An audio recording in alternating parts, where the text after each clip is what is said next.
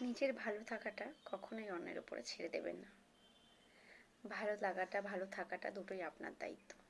জীবনটা আপনার, তাই আপনাকেই ঠিক করে নিতে হবে আপনার জীবনের গুরুত্বপূর্ণ দিকগুলো কোনটা। তাই ভালো থাকাটা বা খারাপ থাকাটা কখনোই অন্যের উপরে ছেড়ে দেবেন না। অন্যের উপরে ছেড়ে দিলে ক্ষতিটা কিন্তু আপনারই হবে, একদমই তাই। কারণ আপনাকে আপনার চারপাশের মানুষগুলো কখনো সঠিক জাজ করতে পারে না। কারণ তারা যতটা চার্জ করবে সেটা সম্পূর্ণ তাদের স্বার্থের জন্য। আপনার ভালো সময়ে আপনাকে তারা ব্যবহার করবে, আপনার খারাপ সময়ে আপনাকে তারা ভুলে যাবে। সুতরাং এই খারাপ সময়টাকে নতুন করে এগিয়ে চলার জন্য যতটুকু করার সেটা কিন্তু আপনাকেই করতে হবে।